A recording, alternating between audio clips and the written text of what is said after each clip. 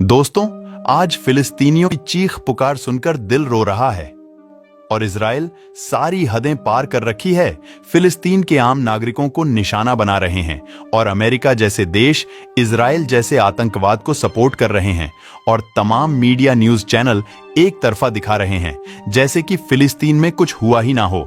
दोस्तों, सबसे पहले आपको एक बात समझने की जरूरत है। ध्यान से सुनिए। जिस तरह अंग्रेजों की ईस्ट इंडिया कंपनी 1608 ईस्वी में आई और व्यापार के नाम पर अपने देश हिंदुस्तान को धीरे धीरे गुलाम बना दिया था और लोगों पर अत्याचार किया, शोषण किया था। हमारे जाबाज क्रांतिकारियों ने लगभग 190 साल तक अंग्रेजों से लड़ाई लड़ी और जंग किया, तब जाके हिंदुस्तान आजाद हो सका। आज फिलिस्तीन और इजराइल की जो लड़ाई है, उसमें फिलिस्तीन के जाबाज अपने मुल्क को नाजायज देश इजराइल घुसपैठिए आतंकी से आजाद करने के लिए लड़ रहे हैं।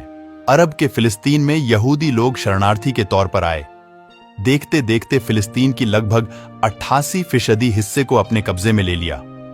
1948 के बाद देश इजराइल बना दिया। साथ ही साथ आए दिन फिलिस्तीनियों को मारना, पीटना, शोषण करना इजरायली आतंकी नाजायज देश का काम रहा है, जो पूरी दुनिया देख रही है। और यह उम्मीद लगाई जा रही है कि एक दिन हिंदुस्तान की तरह ही फिलिस्तीन भी आजाद होगा। आतंकी इजराइल से आज जो इजराइल के साथ है, अंधभक्त वो कल अंग्रेजों के साथ थे।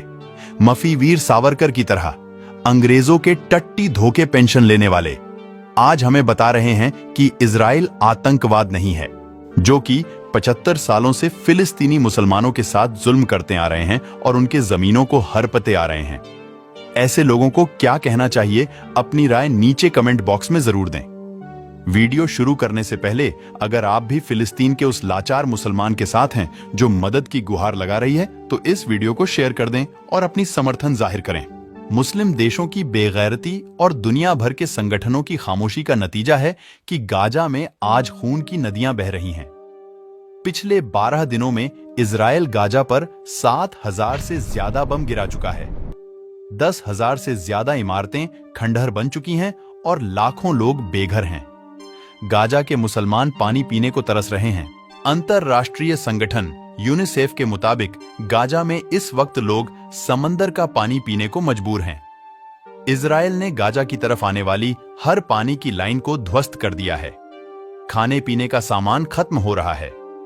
अल शिफा हॉस्पिटल के डॉक्टर खुद मरीजों को चढ़ाए जाने वाले पानी को पीकर जिंदा हैं ताकि वह मरीजों का इलाज कर सके।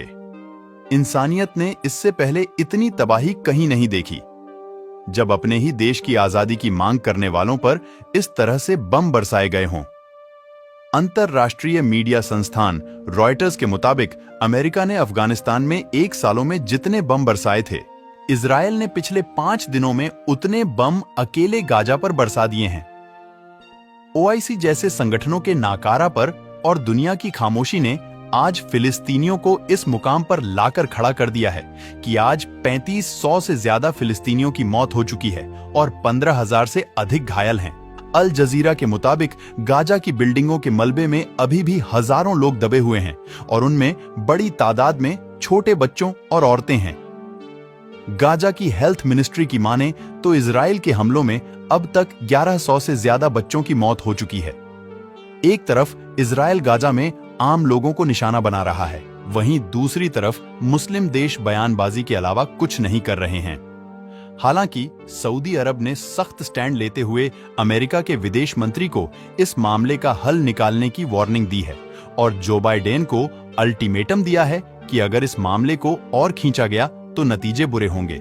इजराइल के जुल्मों सितम का यह आलम है कि उसने दुनिया भर के मुस्लिम देशों से भेजी गई दवाओं और खाने पीने की चीजों को गाजा में ले जाने की इजाजत नहीं दी है। इजराइल ने उन रास्तों को भी तबाह बर्बाद कर दिया है जहां से दवाओं से लदे ट्रक आसानी से पहुंच सकते थे और अभी इटावा से महज 20 किलोमीटर दूर मिश्रा के बॉर्डर पर खड़े हैं, जबकि दूसरी तरफ इन्हीं दवाओं की कमी से लोग मर रहे हैं। लेकिन इंसानियत की दुहाई देने वाले मानवाधिकार संगठन और दुनिया के बड़े बड़े लीडर खामोश हैं, जो बताता है कि गाजा के लोगों की जान की कीमत कितनी सस्ती है। मिस्र की माने तो वह पिछले कई घंटों से इजराइल की तरफ से बॉर्डर के खुलने का इंतजार कर रहा है ताकि वह इन दवाओं और खाने पीने की चीजों को गाजा के आम लोगों तक पहुंचा सके। लेकिन इजराइल की तरफ से कोई प्रतिक्रिया नहीं आ रही है। अकेले दुबई ने इतनी दवाई भेजी है कि जिससे 3 लाख लोगों का आसानी से इलाज किया जा सके। गाजा में क्या हो रहा है उसे सोचकर ही रोंगटे खड़े हो जाते हैं। ऐसी आशंका जताई जा रही है कि जितनी मौतें गाजा में बम बरसाने से नहीं हुई, उससे ज्यादा मौतें इलाज ना मिलने और भूख से होने वाली है। वह लोग जो गाजा के अंदर से इंस्टाग्राम या अन्य सोशल मीडिया प्लेटफॉर्म पर रिपोर्टिंग कर रहे थे, उनके चैनल डिलीट कर दिए गए हैं और 50 से अधिक पत्रकारों को बम धमाकों में मार दिया गया है।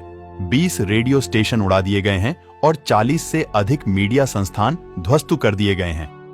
इजराइल ने इस जंग में व्हाइट फास्फोरस का भी इस्तेमाल किया है, जिस पर दुनिया भर में प्रतिबंध है, और यह दावा अमेरिका के ही अमेरिकी इंटरनेशनल ने किया है। व्हाइट फास्फोरस कितना खतरनाक है, उसका अंदाजा इसी बात से लगाया जा सकता है कि इसके इस्तेमाल से आबोहवा जहरीली हो जाती है और इसके संपर्क में आने से आपकी किडनी, लीवर और दूसरे अंग फेल हो सकते हैं। इजराइल ने हमास के हमले का बदला लेने के लिए युद्ध के सारे नियम कानून ताक पर रख दिए हैं। 23 लाख लोग बुनियादी सुविधाओं के लिए तड़प रहे हैं, लेकिन इसके बावजूद भी इजराइल पानी जैसी मूलभूत चीजें भी गाजा नहीं ले जाने दे रहा है। गाजा के लोग इस वक्त करबला जैसे मंजर से दो चार हो रहे हैं।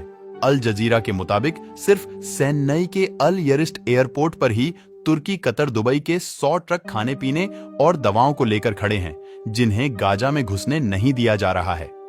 इससे भी अधिक तादाद में खाने पीने की सामग्री वाले ट्रक मित्र के रास्ते बॉर्डर पर खड़े हैं। गाजा में इस वक्त हजारों बच्चे ऐसे हैं जिनके परिवार में कोई नहीं बचा, और हजारों परिवार ऐसे हैं जिनके बच्चे उनके हाथों में दम तोड़ गए। अल जजीरा की रिपोर्ट के मुताबिक इजराइल के हमले के बाद हर 1 मिनट में एक घायल हॉस्पिटल आ रहा है और हर 15 मिनट में एक बच्चे की मौत हो रही है। अस्पतालों में ना तो ब्लड बैंक बचा है और ना ही दवाएं, बल्कि हालात तो यह हो गया है कि गाजा की 115 हॉस्पिटल्स ध्वस्त कर दिए गए हैं। अमेरिकन ह्यूमन राइट कमीशन की माने तो गाजा को सीज करके उसके नागरिकों को जगह खाली करने के लिए कहना इंटरनेशनल नियमों का उल्लंघन है। हालांकि उसी अमेरिका के राष्ट्रपति जो बाइडेन ने इजराइल को हथियार भेजे हैं ताकि फिलिस्तीनियों का मुकाबला किया जा सके। इतिहास में इससे पहले ऐसा दोगलापन कहीं नहीं देखा गया। गाजा में चारों तरफ मौत ही मौत बिखरी पड़ी है। WHO के मुताबिक गाजा के 3.5 लाख लोगों को डायबिटीज और दूसरी बीमारियों के होने का खतरा है। इजराइल ने उत्तरी गाजा में 22 अस्पतालों की इमारत को खाली करने के लिए कहा है, जिसमें 2000 के करीब मरीज भर्ती हैं। हैरानी की बात तो यह है कि इजराइल जैसे छोटे से देश ने 57 मुस्लिम देशों को उनकी औकात याद दिला दी है, और अरब अपने पैसे के नशे में चूर हैं, तो तुर्की और ईरान भी बयानबाजी के सिवाय कुछ नहीं कर रहे हैं। हालांकि सभी मुस्लिम देश इतनी सलाहियत रखते हैं कि वह अगर एकजुट हो जाएं, तो दुनिया की बड़ी से बड़ी ताकत उनके आगे घुटने टेकने पर मजबूर हो जाएंगे। लेकिन अपने जाति फायदे के लिए आज सभी देशों ने फिलिस्तीन को अकेला छोड़ दिया है और इजराइल खुलेआम फिलिस्तीनी मुसलमानों का कत्ल कर रहा है। आज गाजा के रोते हुए बच्चे पूरी दुनिया के मुसलमानों से सवाल कर रहे हैं कि क्या मस्जिदें अक्सा की हिफाजत की जिम्मेदारी की सजा यह है कि उन्हें बेसरो सामान भूखे प्यासे जंग के मैदान में अकेले छोड़ दिए जाएं? यह सवाल आपसे भी है। क्या फिलिस्तीन के मुसलमानों के साथ आप हैं? अगर कुछ नहीं कर सकते तो आप इतना तो कर ही सकते हैं कि कमेंट बॉक्स में #I support फिलिस्तीन जरूर लिखें और इस वीडियो को शेयर करके अपना समर्थन जाहिर करें। और जिस तरीके से गोदी मीडिया एक तरफा दिखा रहे हैं उन्हें बेनकाब करने के लिए हमें आपकी सपोर्ट की जरूरत है, जो कि आप कर सकते हैं। स्क्रीन में देख सकते हैं हमारे स्कैनर, इसमें आप हमारी सपोर्ट कर सकते हैं। शुक्रिया दोस्तों वीडियो देखने के लिए।